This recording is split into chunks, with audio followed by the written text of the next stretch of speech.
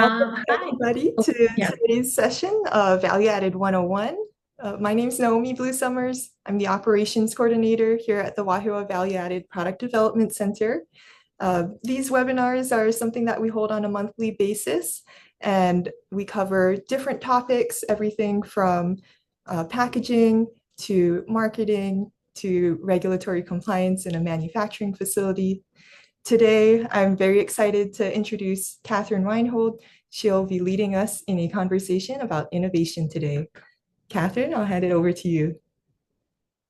Thanks, Naomi. I'm so excited to meet you all. I've heard so much about this work through my friend Chris Bailey, and excited to share some thoughts about innovation with you all today. This is going to be pretty abstract. I love that there's not a ton of us, so feel free to jump in, ask questions anytime. I would love for this to be a conversation because I want it to be valuable for you all. I'm going to share some slides and I won't be able to see your hands if you've got them raised, but Naomi will. So feel free to just jump on in. Okay. Share, tested this out earlier. It works.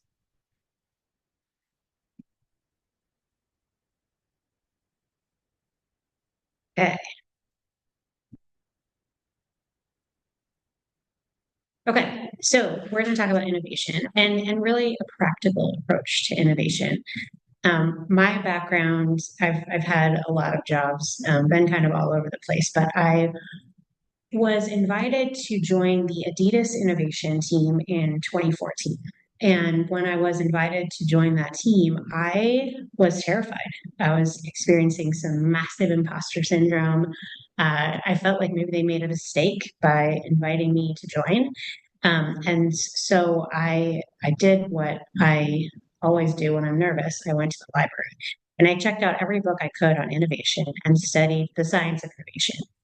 And when I learned about the science behind innovation and then over the years applied that to innovation in practice, I felt a lot better about it too. And I think we throw around innovation like everyone should be innovative, or our goal is to innovate this, innovate that. But we don't really talk about what does it mean to be innovative? How do you get there?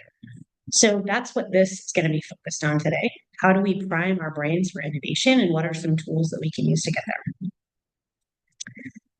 So this is me.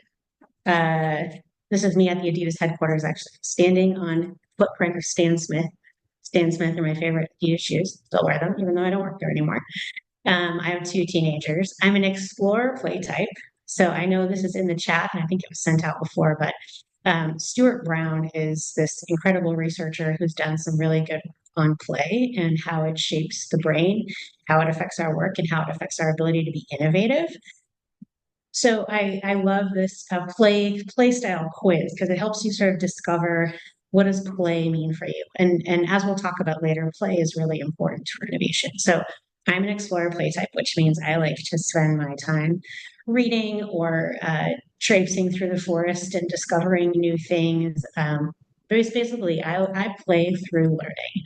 And I think if we're aware of our play types, then we can structure our regenerative time a little bit better to make sure that we are playing consistently. I have a long time career in technology and innovation, over 20 years. This is basically what I've been doing since I graduated from college, even though it has nothing to do with what I studied in college. Naomi and I were just chatting about that. And currently, I'm the executive director for Built Oregon. Built Oregon is a nonprofit based in Portland, and we help champion, connect, and support the people behind Oregon's consumer products. So, not specifically food and bev, but there's a lot of food and bev companies in our Built family. So, I work with a lot of folks who are focused on food and bev. Okay, so if we were in person, I would make you all an icebreaker, but we're not in person. So I'm just going to talk about icebreakers. But I'm curious if icebreakers are a thing that people generally find cringy. I can't see your hands, so I'm just going to assume you hate them because most people do. And I'm gonna like try to champion icebreakers a little bit as we get started on this meeting. For a few reasons why I like icebreakers. One, it's a mental palate cleanser. When you walk into a room and you're trying to be innovative, you're carrying with you like all the stuff of your day before, like to the conversation you had at lunch, or the meeting you just got out of, or the finance situation you were trying to figure out before. So an icebreaker can just kind of like mentally cleanse that and recenter you into the context of the meeting that you're about to have. I also like them because they start to create emotional trust, which I'll talk a little bit more about trust later on. But I think emotional trust is a really key component for high performing teams. It also helps our brains to get relaxed. It is really hard, and I'll talk about this later too. It's really hard for us to be innovative when we're stressed out. But if we're thinking of something kind of goofy that makes us laugh, we can get in a better frame of mind to be innovative. And I think a lot of people who hate icebreakers, which I'm assuming is at least some of you, my sister told me once that when she found out she was going to be in a meeting and there were icebreakers, she would go to the bathroom and hide for 20 minutes because she'd rather people think she had like serious digestive issues than participate in an icebreaker. And I get it. There's a lot of really bad icebreakers out there. And so I want to share with you, as you think about introducing icebreakers into your regular practice, kind of the do's and don'ts of good icebreakers. If you take nothing away from this, I hope you never ask these questions again. Okay, so the first one, when you're thinking about an icebreaker, make sure it doesn't reveal privilege. Questions like, what was your first car, or what was your first job? That tells me a lot more about the financial situation you grew up in than it does about you. And it can be really othering and isolating. I have a friend who works at Stanford. She came from a blue collar family, working class family. That is not most of the people at Stanford. And when they start icebreakers with, what was your first job growing up? And her first job was working at Burger King. And a lot of their first jobs were, oh, I was an intern at this bank consulting firm, or these high powered jobs. It instantly makes her feel like she doesn't belong in the group. So make sure your icebreaker doesn't reveal privilege. Second, don't make participants think too hard. Two truths and a lie might be a fun game to play at the bar with your friends, but it is a terrible icebreaker because you're just thinking about what you're going to say. You're not thinking about what the other person is saying. You're not actually making a connection. It's way too much energy. Okay, and then finally, a good icebreaker gives the participants the ability to share as much or as little as they want. I took this picture walking by a conference room once. I hate this question. I think this is the question that makes introverts want to cry. Tell us something no one in this room knows about you. Like, that's so intimidating. Um, never ask that question. It's like completely invasive. I like questions where people can answer with one answer, like one word, or they can answer with a whole story and you can get to know them, but it's their choice. So, some examples icebreakers that work. I really love food icebreakers. Everyone eats, right? So, here's some good ones. Your name and what was your least favorite food as a kid, and do you still hate it? This one, it allows you to say, like, if you're an introvert and you don't want to participate, you can say broccoli. It's okay now. Or you can say broccoli. But I realized my mom just didn't know how to cook broccoli. And then when I got older, I met this friend and they gave me steamed broccoli and they seasoned it and it was delicious. And now I love broccoli. So this one, it like gives you the flexibility to tell the story or just answer with one word. Or what's your go-to summer beverage? That's another good one. Something seasonal, something everyone can relate to. I also like giving people choices. Sometimes they're just not feeling the brilliant icebreaker that you thought of. So giving people choices is good. Okay, I know I've talked a lot about icebreakers, about actually doing an icebreaker, but this is like the hill I would die on. I want bad icebreakers to be like part of history. Let's get them out of here. They do not create a safe space for innovation or any kind of functional teams.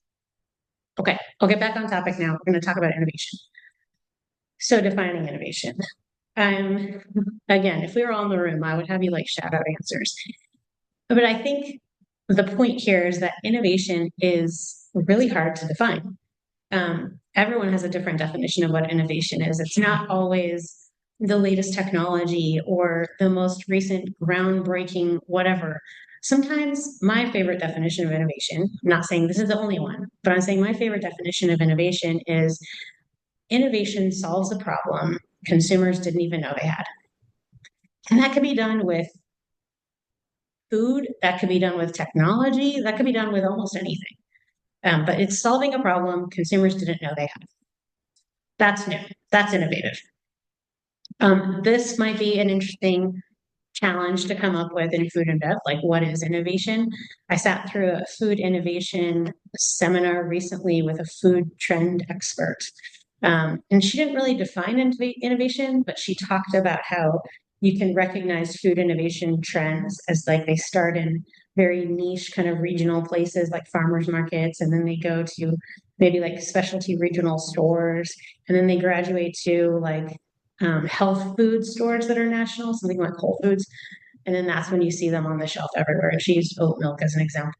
It was super interesting to like see the stages of food. But anyway, innovation, I'm going to use that as my working definition, but we all have our own definition. There's no right or wrong way. But I do have really strong opinions on what innovation is not.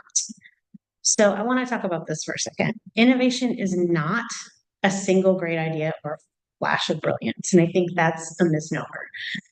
It's not the work of one gifted and or creative person. As humans, we are storytellers, and it's a lot easier to tell a story where there's one hero rather than 10. But usually there's 10 heroes when you're talking about innovation. It's something that people collaborate on and iterate on and come up together. And that's why I'm talking about emotional trust and icebreakers, because innovation is kind of hard to do alone. So if you have people that you're working with, it's super important that you do this as a group and collaborative effort. Innovation does not always leverage the latest technology or trend. It is not unstructured. I think this is another misnomer. People think there's some creative genius in the back who has no regular schedule and they just come up with brilliant ideas on the fly. It's not something that requires huge budgets. You can test with almost no money, or sometimes absolutely no money. And it's not a series of wins, but it sort of is. And what I mean by this is it's an iterative process, and you're generally failing a lot before you actually win, which is why it's important to start small and iterate and get customer feedback. By the way, I like dogs. There's a lot of dogs in this presentation. Okay, so now we're going to talk about the foundations of innovation. I love this graphic, but also hate this graphic. So if there's any graphic designers in the audience, I would love some feedback here. Because this, well, I'll get to why I need feedback in the end, but essentially this is the foundations of innovation. So the bottom, most basic layer is individual and team purpose. If you and your team don't understand what you're doing, who you're doing it for, or why you are there in that role, you're not going to get anywhere innovative, like ever. I can promise you that. And this is when I work with teams on innovation, this is almost all the time where they fail, is people are there, but they're not sure where they're headed. I think it's Steve Jobs who has that quote that it's fine to argue about how to get to San Francisco, but if someone secretly wants to go to LA, you're screwed. Like if you all have to be going to San Francisco or somewhere in Hawaii, that's more fun than San Francisco, but you'll have to recognize where you're going as a group. Once you've established that, once everybody understands the mission, then you need to work on authentic connections. And this is what I talked about before, both the cognitive and emotional trust. Okay, once you trust each other, then, and this is the weird part, this is where innovation gets super weird. Then you need to get in a relaxed and happy state of mind. It's almost impossible to be innovative when you are stressed out. Stressed out brains have terrible ideas. So there's some work. We'll go through each of these layers in more detail. But once you have relaxed your brain, then that's when you can get into creative problem solving. And then finally, innovation. Innovation comes after that. But it's not a video game. You don't level up. It's not like once you've established your team purpose, you can move on and you never have to revisit that. Every time something changes, you're going to need to revisit that. Every time someone new comes to the team, you're going to need to revisit that. So this is all an iterative process. And that's why I was saying I don't love the graphic, because it looks like you level up and then you're done. We need something that's more circular, but still have foundations. I don't know, I haven't figured it out, but if anyone else, I would love the feedback. Okay, so we're going to take these apart one by one. We are going to start with innovation. Okay. Individual and team purpose. Oh, here's the quote. I wrote it down. Steve Jobs. It's okay to spend a lot of time arguing about which route to take to San Francisco when everyone wants to end up there. But a lot of time gets wasted in such arguments if one person wants to go to San Francisco and another secretly wants to go to San Diego. So that's the goal here, is to just make sure everybody understands what you're doing and why you're doing it. And I can't stress this enough. You're not wasting time. Don't assume everyone understands what you're doing. This is the biggest pitfall I've seen with teams who are trying to be innovative, is they don't understand what the direction is, who the consumer is, or why they are there.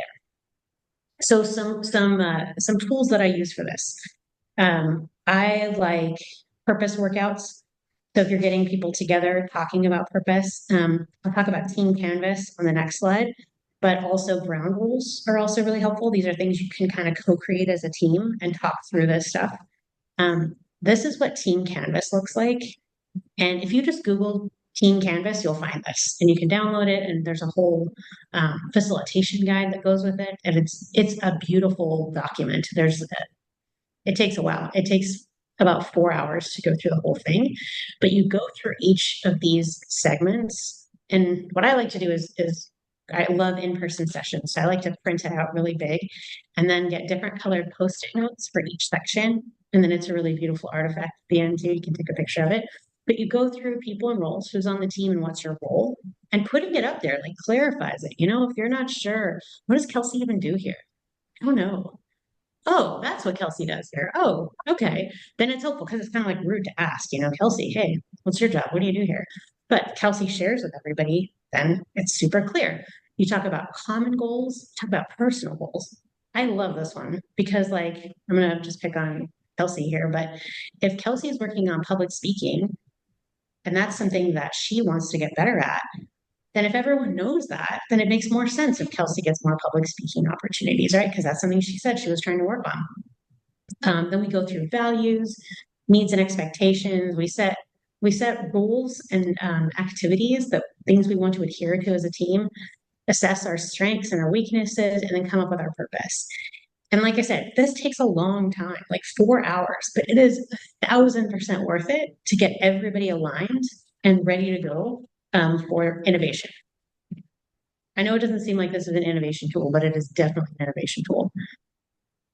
Okay, once you're clear on that, everybody understands, then we need to make authentic connections. And this is where we talk about trust. Cedal Neely, who's a Harvard Business School professor, wrote a book called Remote Work Revolution. It's kind of a dry book. I'm not exactly recommending, but she breaks trust down into two components. There's cognitive trust and emotional trust. Cognitive trust is pretty easy to establish. Like, I say I'm going to do something and then I do it and then you trust me. Easy. Emotional trust is harder. That's like, you walk by my desk and you see a picture of my dog, and then we talk about dogs, and then we go get coffee, and I start to believe you got my back, like we're friends. And emotional trust is really important, but you have to be intentional about it. And that's why I like icebreakers, but there's other things you can do too. So I talked about warm-ups. A thank you box is really nice. This is a gratitude box. You could once a week just like, this is a really nice practice to get into. Once a week, just send someone an email, thank them, authentically thank them for something they helped you with. I guarantee you it's going to strengthen your connection, and that relationship is going to be a lot better. User guides are great for a group. So a user guide is an opportunity to, this is an old one that I used for a group called Playworks, but this is an opportunity to say, like, how should you work with me? So you can put whatever questions you want in here. I would maybe not make them too invasive, but like, what do you do? I'm an introvert or an extrovert. I enjoy blank and I recharge by blank. The best way to communicate with me. Some people love Slack, some people love text, some people love WhatsApp. If some people are never going to listen to their voicemail, it's important to know that. So you can share that here. What drives me nuts? What really annoys me? My best work day includes the team interactions I enjoy most are, but sometimes people misunderstand about me. That's one of my favorites. I think sometimes when I'm thinking deeply about something, my face looks angry. Sometimes people get the wrong message. So whenever I'm filling out one of these, I always say that. I promise I'm not angry. I'm just really thinking about what you said. and then anything else. And you could obviously change this up for whatever kind of segment you're working in, but it's just an opportunity for people to share a little bit about themselves. And the way I like to do this in groups is by pairing people up and have them interview each other, and then they present back each other's each other's user guide. So if Kelsey and I were working together, Kelsey would talk about me and I would talk about her. Sometimes it's hard to talk about yourself. It feels a little weird and awkward. But again, when you pair people up, and I love pairing people up who don't know each other, then they come away with like a new friend, a better understanding, a deeper understanding of that person. And then they often like rave about this person when they're sharing their user guide. So I love user guides, highly recommend. Okay, so now we're going to assume everyone trusts everybody, and we're going to work on happiness. I always tell people when you're in a bad mood and you're trying to be innovative, just abandon. Like if you cannot get yourself into a better mood, you're better off waiting for a different day. It's like trying to put a square peg in a round hole. It's not going to work. So we talked about Stuart Brown's play profiles, and in his book, he talks a lot about how play encourages innovation. So he talks about how humans are one of the only animals that doesn't play into adulthood, and play has a lot of benefits for other animals because it helps them learn to adapt to new activities and environments and predators. Play is super, super important, but I think as adults, we think it's not serious work activity. And even in like corporate environments, we sort of look down on people who are laughing too much at work or having too much of a good time. But those are the people that are going to innovate. Those people that are having a good time, they're going to be the innovators in the company.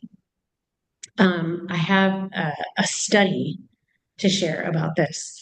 So I think this was out of Northwestern University, and they tried to figure out if levity would result in a better cognitive capacity. So they had people in three groups. The first group watched a video and took a test on what they saw in the video, like a comprehension test. The second group watched a YouTube video, like a funny YouTube clip, like a stand-up comedian. And then they watched the video and took the test. Same video from the first group. And then the third group had to take a really hard math test with a proctor who was yelling at them the whole time. And then they watched the video and then they took the test. And the people who took the math test scored the worst. There were like literal parts, full parts of the videos they didn't even see. And the people who scored the best were the people that watched the comedy clip. So it's super, super important. Your brain gets into this fight or flight mode, and you literally can't see in your peripheral vision what's going on. So in order to see the innovation on the outside, your brain has to be primed to see that. So there's clear benefits of this. There's also clear benefits for like, employee retention, encouraging trust in the workplace, all that too. I'm going to share with you one of my favorite games. So this is my favorite game is called Fake Companies. And I like to start off meetings with this. So here's the rules. You tell everyone that they have to come up with 3 words that start with the first letter of their last name. So my last name is Reinhold. So, but I use S, okay? So my last name started with an S. I might use these: smoked, sleep, or standard. And then a person with the last name ape, apple, and android. So it's just 3 random words. If you're working with someone whose first language is not English, give them extra time for this because it can be like stressful to come up with these words on the spot. But the idea is just come up with 3 random words. And then you take the Post-its and you give them to someone else. So it's even more random than that. You don't even have your Post-it. You have like another random Post-it, which is 3 words on it. So then you pair people up and you ask them to pick 1 word from each Post-it and create a fake company and then pitch it back to the group. So in this example, the people who were participating picked Sleep Aid, and they created this company for retired primates and paired them with people who had undergone traumatic breakups and didn't want to sleep alone. So you could pick a very sleepy, retired primate that was like roughly the size and shape of the person you broke up with to sleep with so that you wouldn't feel so lonely at night. And the idea is like that it just gets people laughing, gets people bonding, gets them thinking creatively. This is not a serious company. No one's ever going to do this. Sleep apes would probably still rip your face off. But this company, it gets everybody laughing, gets everybody moving. And this is good before you get innovative, before you actually get into innovation, which I know you're like, why we still haven't talked about innovation. But all this work is so important so that you can be innovative. Hey, Kath, Okay. we have a question in the chat. Oh, yeah. Mark asked, how much of this is a group process versus individual pursuit? So I am talking a lot about groups here. Individuals can also be innovative. I think it's a lot easier to do it when you're not alone. If you are doing it alone, you still need to make sure that your brain is happy and relaxed and that you're in a good, safe place to prime. And then, and when I get into innovation foundations and creative problem solving, this can be done alone for sure. In fact, I usually recommend it is done alone, people working alone together. But a lot of what I've talked to up till now has been group stuff. Gotcha. We've got a question slash comment in the chat as well. It says, so innovators have a good sense of humor? I hope so. They should. They should not take themselves too seriously. Okay, so once we are ready and primed for innovation, and if you're doing this alone, cheer yourself up, like watch a funny YouTube clip or something, and then you get into problem solving. So when you're into creative problem solving mode, this is when you're trying to think of a solution to the problem. And here is where you want to spend a lot of time on the problem that you're trying to solve. So if you say things like, how can we be more innovative as a group or as an individual? That is a really terrible question because that doesn't have enough guardrails to help you solve it. So more guardrails equals better. So how can we leverage this new packaging that we have available to us to promote sales in this region? Like that, more guardrails. So you want to like get as many guardrails as you can to do your creative problem solving session. If you're doing this in a group, recognizing that a lot of groups are mixed introverts and extroverts, that like myth of everybody just shouting out answers is a terrible way to do this. Because the extroverts will dominate the introverts and you'll never hear the introverts. If you're doing this alone, that's great too. But usually when I have these sessions in their group, I don't let anyone talk. I just let everyone be quiet and brainstorm on their own. So we can talk about crazy eights is kind of a fun alternative. You take a piece of paper, any kind of piece of paper, and you just fold it in half so that you get 8 squares. And then you take 8 minutes and just iterate in each square on an idea by yourself. That's all. Brainwriting is another one that I really like. And this is where you have people put a bunch of different solutions on a post-it, but just keep going. Just don't edit them. Just keep going. And I'm going to talk through that one a little bit more because that's one I kind of go back to a lot. And it's a quiet activity, but there are definitely ground rules. So when you're starting with brainwriting, I always review the rules, then talk about the question. Like talk about the question. Just like you can't spend too much time on team foundations and purpose, you can't spend too much time on the question. Everybody needs to understand the question and what are the parameters. Then we do creative silent ideation. So again, this can totally be done by yourself. And then grouping. If you're doing it in a large group, I'll include heat mapping. So that's where I'll give everybody sticker, like little round stickers, and then they can put the stickers on their favorites. And then you have a decider, which is someone who decides which one we're going to go with, and then the rest go on the maybe later shelf. Usually there's a lot of good ideas that come out of these sessions, but the maybe later shelf is something to try for next time. So the rules that I always use are first, when you're doing brainwriting, you want quantity, not quality. So it doesn't matter if the ideas are terrible. In fact, if I'm doing this as a group and I'm the facilitator, I intentionally put terrible ideas up there. Just so people are like, wow, my idea is not that bad. I'm gonna put mine up there too. Um, don't edit yourself. Just get it all out there. No commenting on the ideas. Again, this is if you're in a group setting. Even positive comments can be destructive. So if I say, wow, Mark, that was a really cool idea, then Naomi might feel like her idea is not so good. So if you're doing this in a group, just don't even comment. Just get it all out there. Building on other people's ideas. This is another great one. You could do this in a group, but you could do this on your own too. If your competitors are doing something really interesting and cool, build on their idea. It's not stealing to use somebody else's idea as inspiration. Don't lose focus. It's best to have your phone out of sight.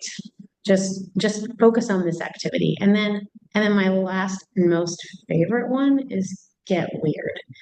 And what I mean by this is that it's a lot easier to take a wild idea and scale it back into something that's feasible than it is to take a boring idea and make it innovative. So I like to focus on the like, what would the blue sky wild idea be?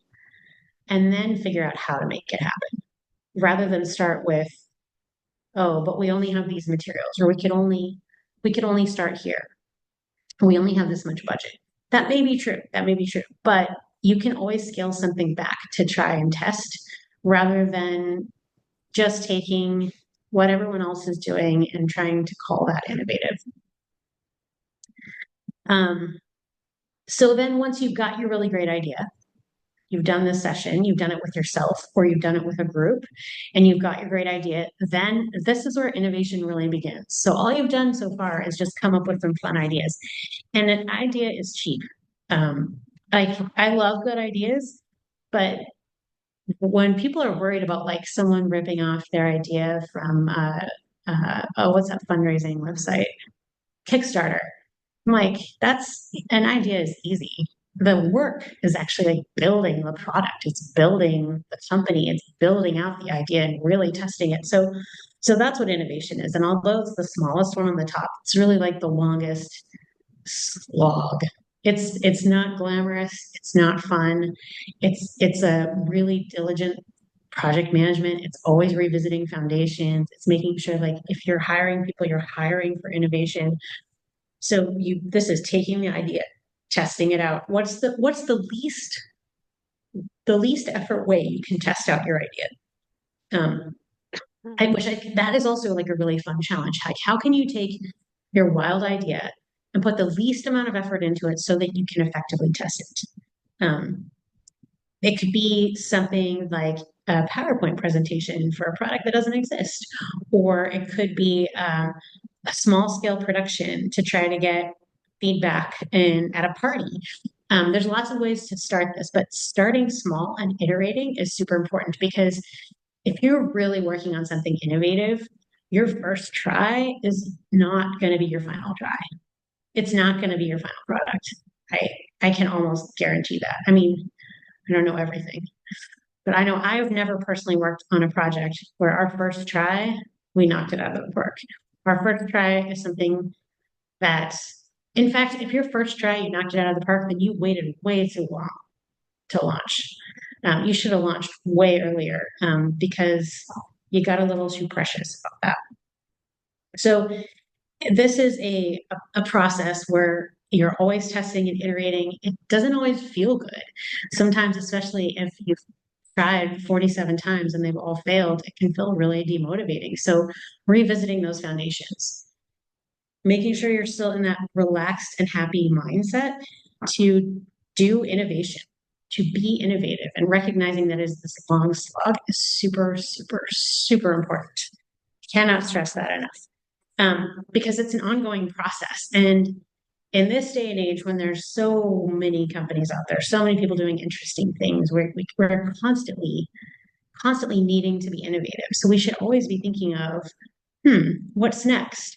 And when we think about our challenges, one of the phrases I like to use is how might we? So people say, "Oh, you can't do that because of X." oh, how might we overcome X? And figuring that out with a more positive mindset is super, super important. Um, okay, I love to read, and so I'm going to end with a couple of books and then open it up for questions. These are books that I love and go to all the time. The first is Happiness Advantage, Sean Aker.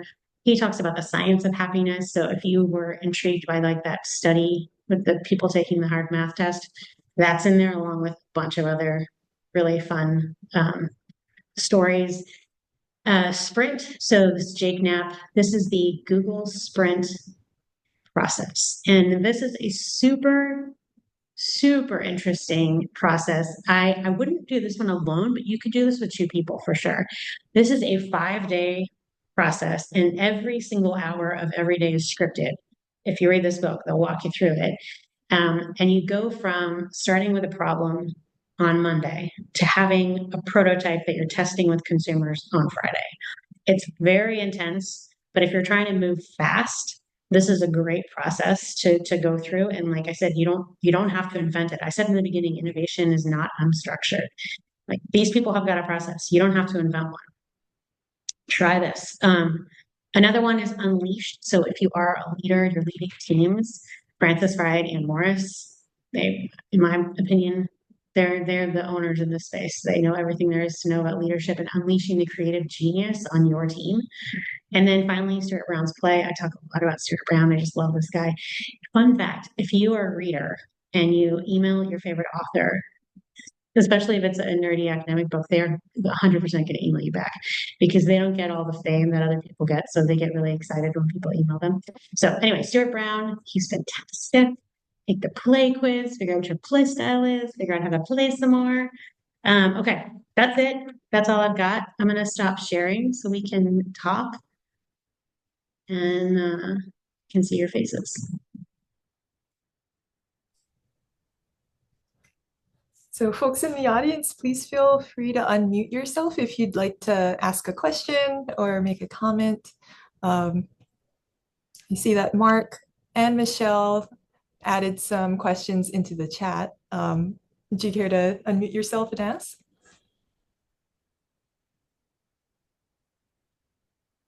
Okay, I'll go ahead. Catherine, Hi.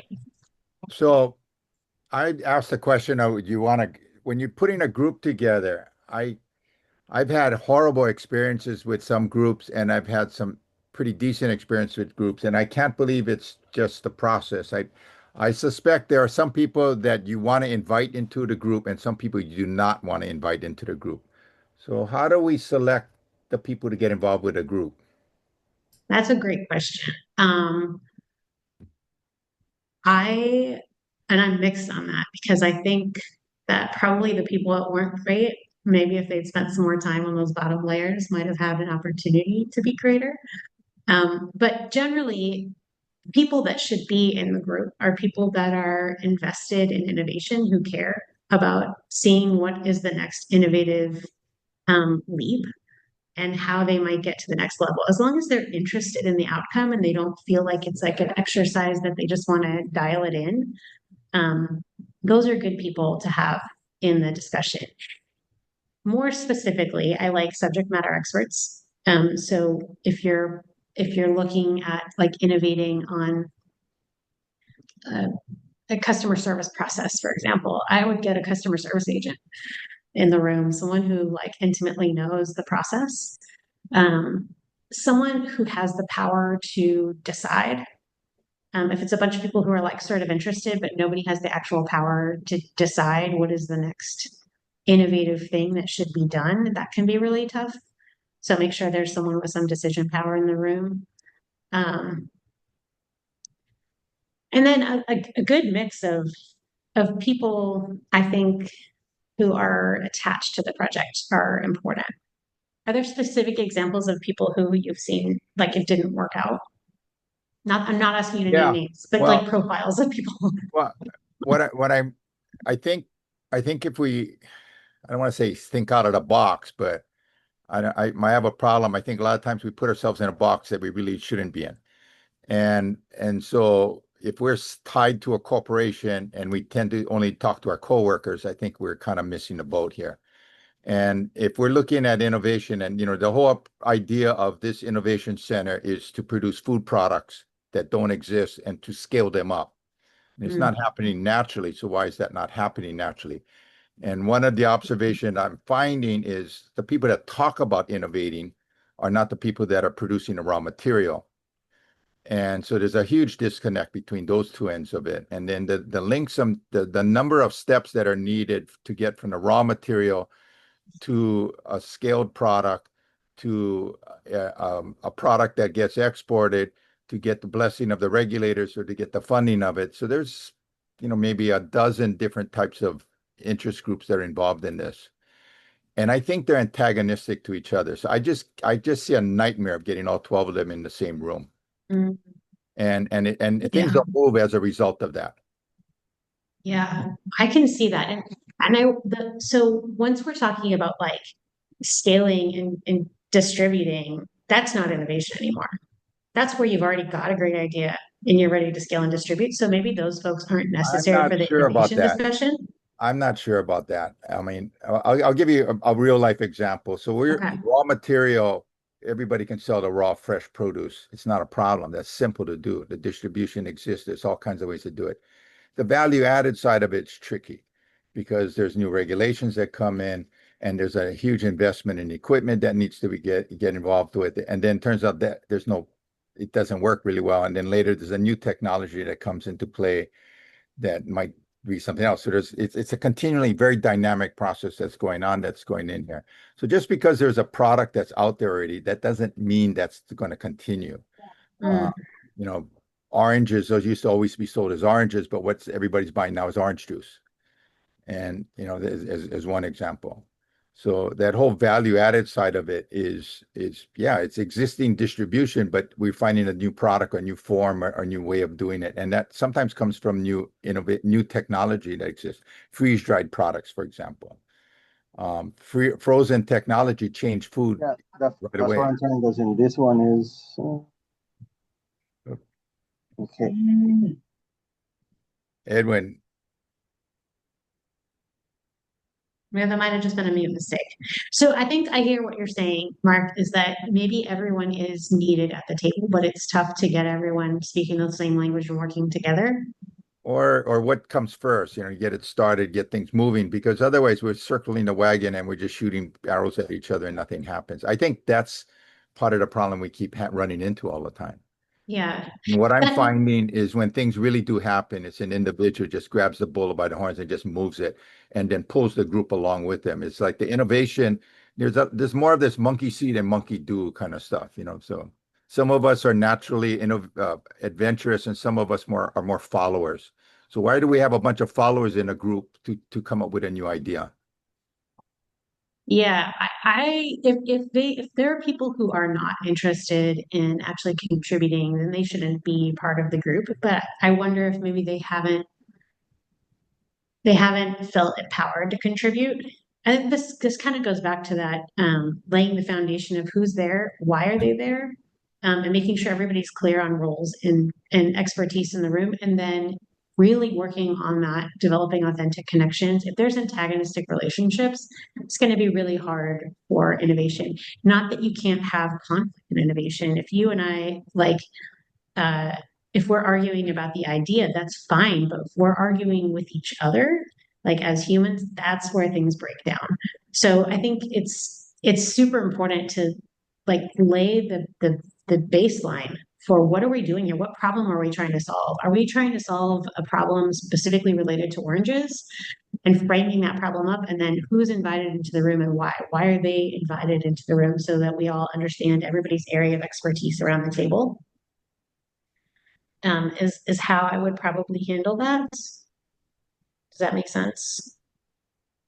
A lot of thought needs to be done on the early stages, no doubt. A lot of thought. And yes, yeah, if you just get everybody in a room and say, okay, today we're going to be innovative, that is probably not going to work out. Agreed. It's like I always tell people when I'm planning a creative ideation session that it's like a party. You got to plan your party. You got to put some thought into how the party's going to go. Otherwise, it's going to be a terrible party. Um, so it needs to be really structured.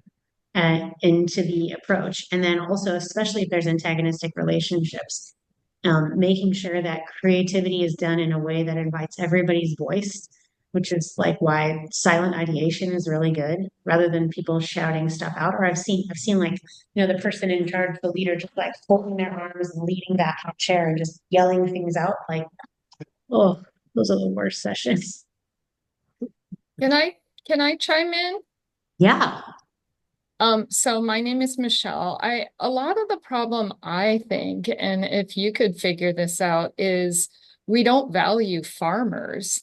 So farmers are the ones who do all the hard work, and now they're being forced to be like manufacturers and understand packaging and all these other things because nobody values the farming and the products. And if we could find a way to just increase the price and pay farmers fairly, they wouldn't have to become food manufacturers and do all these other crazy things. So maybe you can put your group on that, Catherine. I love that as thinking through how might we value farmers and take the work off of them. That'd be a great brainstorming question for a group. And again, invite people to like get weird with the answers there, because once you start inviting creative and weird solutions, things get really cool. I saw you also put a question in the chat about examples at Built where I've used this process for emerging companies.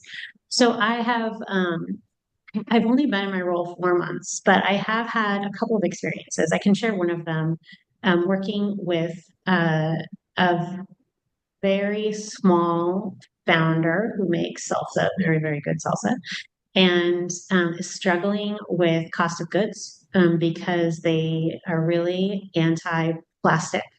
So that's like a no-go for them. They're not going to use plastic. They definitely want to use glass, and that means their cost of goods are just really high. And so we talked through how might we bring down the cost of goods with glass as a restraint, um, or pivot the business model so that cost of goods don't matter as much. And I think where we got to in that discussion was catering. So instead of selling individual glass jars, switching over to more of a catering model where everything can be more sustainable and no plastic would be necessary. That's just one example, but it's like how instead of just saying, well, I can't go wholesale because my cost of goods are too high and I'm not going to change my packaging. I guess that's it. That's the end. That's the end of my business. Um, it's like opening up your brain to say, what is another door we might be able to walk through? What are some other options we might be able to explore? And I see there's a comment in there, business is risk, risk takers win and lose. Just hope one wins more than losers. And I think it's, yes, innovation is risk, but it doesn't have to be huge risk.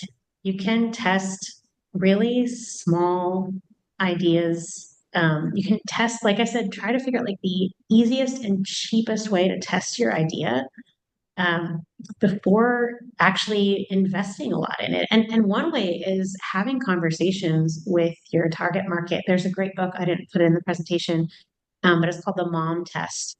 And it's written by a guy who has this viewpoint that I think Fitzpatrick is his last name, but he says when you talk to consumers or investors about your idea or your business, because we are social creatures, we lie to each other.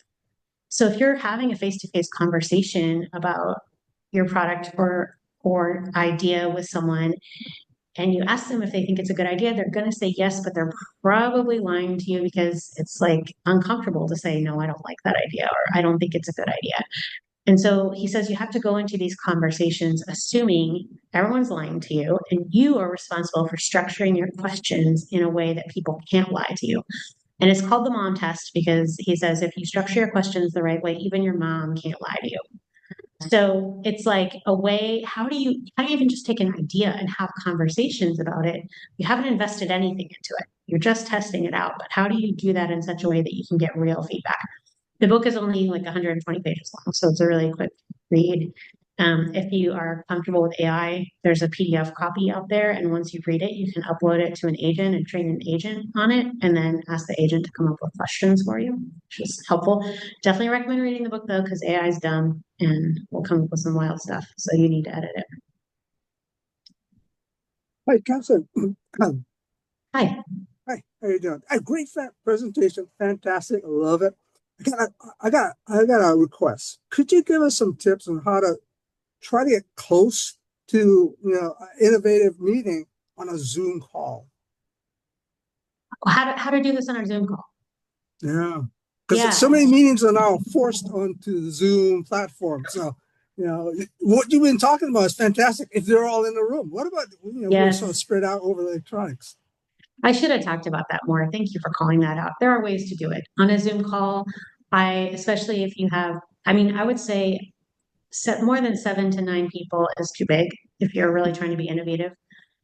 So you can do things like have an icebreaker and go through and everybody talks. There's great virtual tools to collaborate. You can do virtual collaboration. I think Figma is a good one.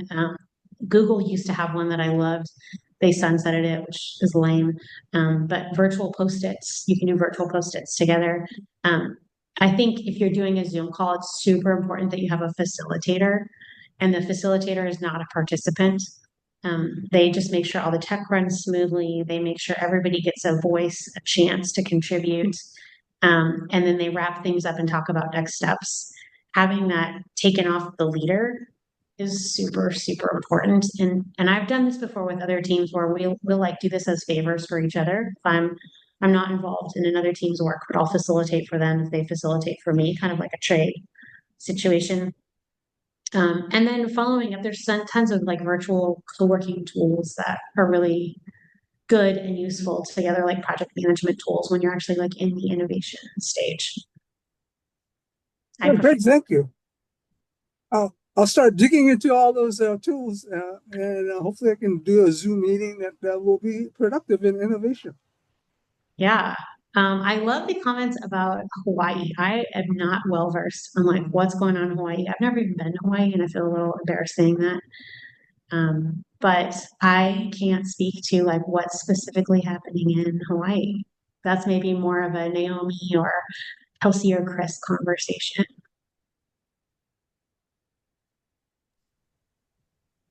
Yeah, definitely want to acknowledge that there are a lot of challenges. So thank you, Banner, for sharing your comments. And I think we can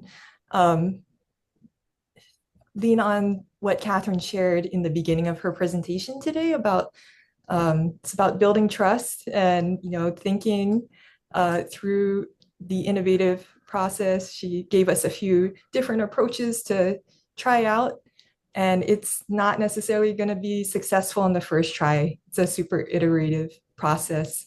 I think that's something I always have to personally remind myself as well.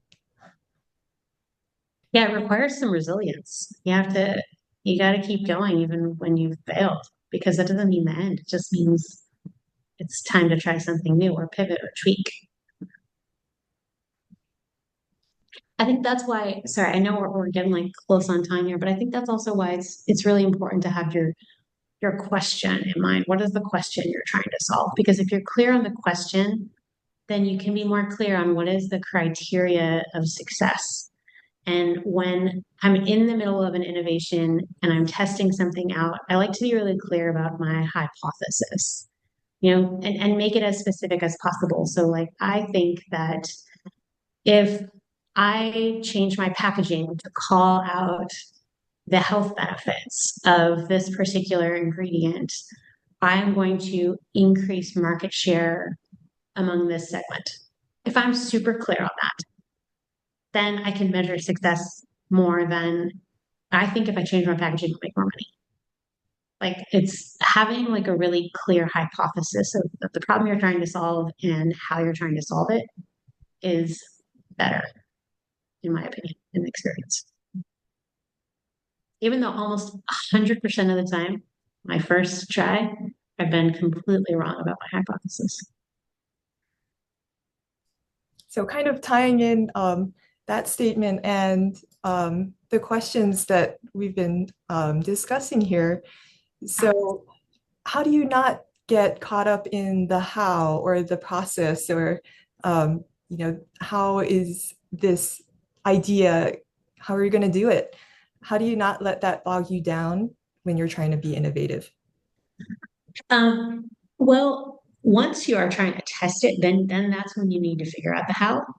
So I'm saying don't let that bog you down in the creative ideation process. But then once you try to figure out how to test it, then you need to tinker and scale. And that's when it's helpful to have experts who can weigh in and say, like, we could fake this with this, or we could make it look like we've done this with this, and then have conversations about it and try to gauge reaction based on that. Because when you try to like go all in and like get the machine and the technology that you need to produce it, and it's still at the hypothesis stage, the risk is a lot higher.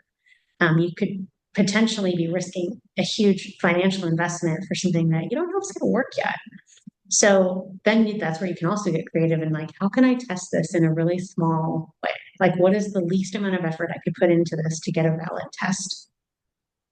I like consumer conversations. The mom test is great for that. Can I chime in again? Yeah. Okay, so I put a link in there for everyone to read because in terms of innovation and AI, I just thought this was so crazy. So there's a company in Chile that is working with like a lot of consumer packaged goods, but I think with AI, especially if you're farming, you're trying to think of other ways and products you can develop with your produce, right? So one example in here is this company is actually based on AI because it doesn't have like a brain or it doesn't have a taste to say, oh, that would be terrible. But they're actually making a milk with cabbage and pineapple, like a plant-based milk alternative. And you're just like, what? Um, so I just love these kinds of ideas and reads to make us all be more innovative and, crazy is good. Crazy is good. That's the headline. That should have been the subtop. Crazy is good. Well, thank you so much, Catherine, for sharing your insights, your experience, and different approaches that we can try with the various challenges that we're trying to solve day to day as well as long term. Thank you, everybody who joined today for being super engaged. And this will be, so this recording will be posted on the Leeward Community College YouTube channel in a few days. So if you'd like to go back and revisit any of those thoughts, it will be available online. With that, I would like to wrap up for today. Mahalo, everybody, for joining, and hope to see you on our next one.